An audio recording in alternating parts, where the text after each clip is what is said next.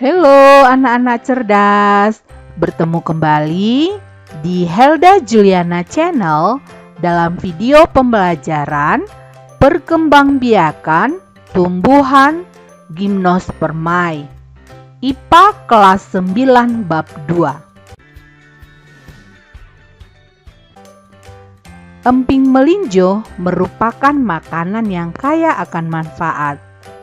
Pernahkah kalian memakan emping melinjo?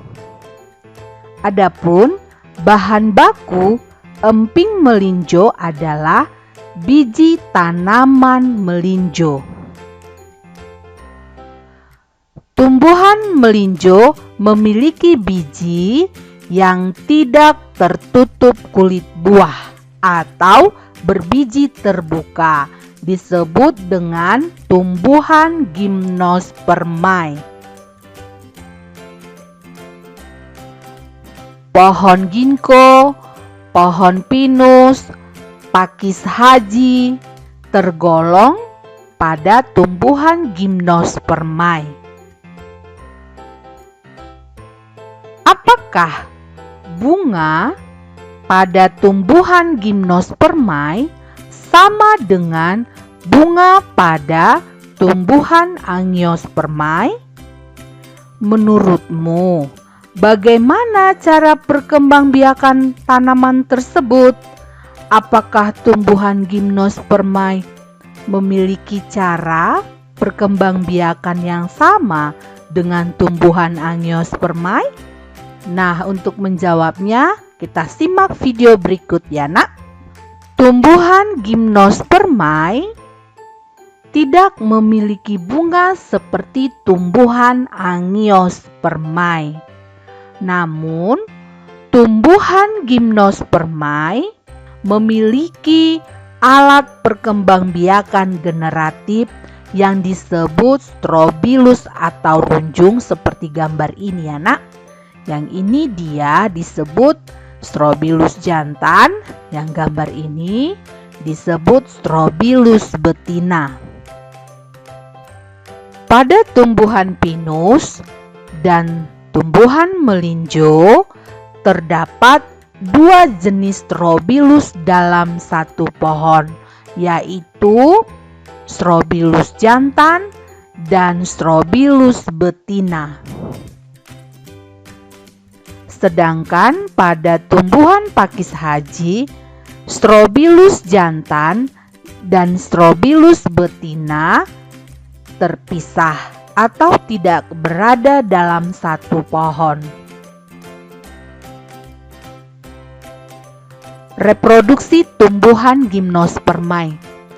Pohon gimnospermae dewasa atau sporofit akan membentuk strobilus betina atau konus putik dan strobilus jantan atau konus serbuksari.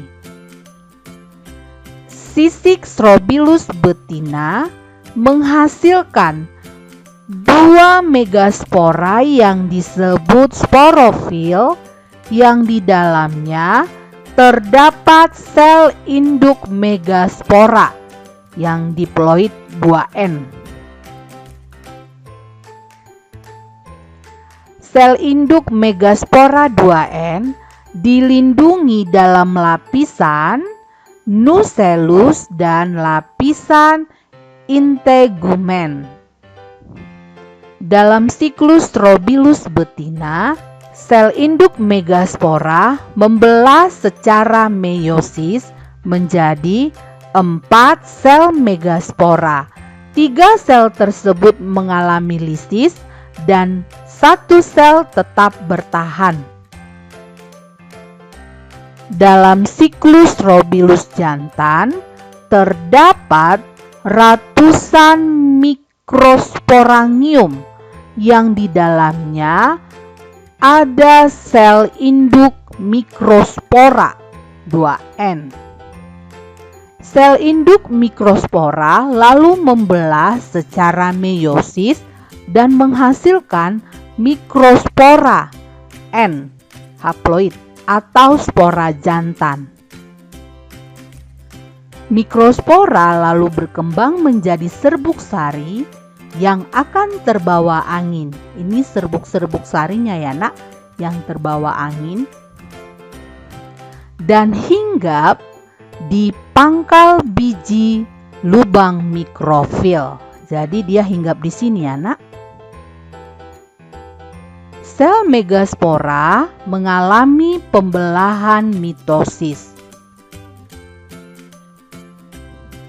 dan menghasilkan archegonium. Yang ini ya nak, archegonium. Dan serbuk sari yang ini nak, yang menempel akan berkecambah dan spermatogen dilepaskan sehingga terjadi pembuahan sel telur atau fertilisasi. Yang ini ya nak ya, sudah terjadi pembuahan di sini. Dan berkembang menjadi embrio atau sporofit baru 2N. Yang ini ya nak embrionya ya. Embrio atau sporofit baru tumbuh menjadi kecambah. Yang ini nak, bibit pohon. Yang selanjutnya akan tumbuh menjadi pohon sporofit dewasa. Jadi seperti itu ya nak, reproduksi tumbuhan gimnospermae. Di sini kita bisa melihat skema atau metagenesis tumbuhan gimnospermae. Coba diperhatikan ya. Tumbuhan gimnospermae 2N. Dia memiliki strobilus jantan dan strobilus betina. Strobilus jantan menghasilkan mikrosporangium dan strobilus betina megasporangium. Pada mikrosporangium atau ruang-ruang spora terdapat sel induk mikrospora, dan pada megasporangium terdapat sel induk megaspora. Sel induk mikrospora menghasilkan mikrospora N, dan sel induk megaspora menghasilkan megaspora N. Pada mikrospora menghasilkan gametofit jantan, megaspora menghasilkan gametofit betina. Pada gametofit jantan dihasilkan serbuk sari, dan serbuk sari menghasilkan bulu serbuk sari sehingga terdapat sel spermatozoid. Dan pada gametofit betina dihasilkan sel telur.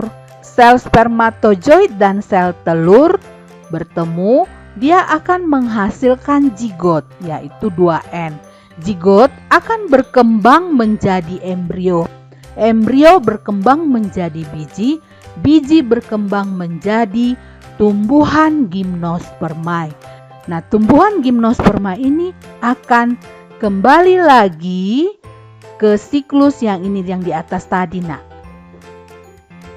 Demikian untuk seterusnya. Seperti itulah metagenesis tumbuhan gimnospermae.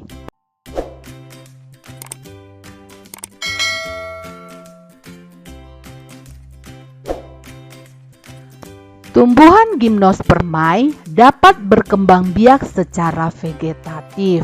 Contohnya tumbuhan pinus dan tumbuhan pakis haji. Tumbuhan pinus berkembang biak dengan tunas akar, sedangkan tumbuhan pakis haji berkembang biak dengan bulbil. Yang ini bulbilnya ya nak. Untuk bahan evaluasi, kerjakanlah soal ini ya nak. Demikianlah video pembelajaran perkembangbiakan tumbuhan gimnospermae. Kiranya bermanfaat bagi anak-anak cerdas semua. Terima kasih.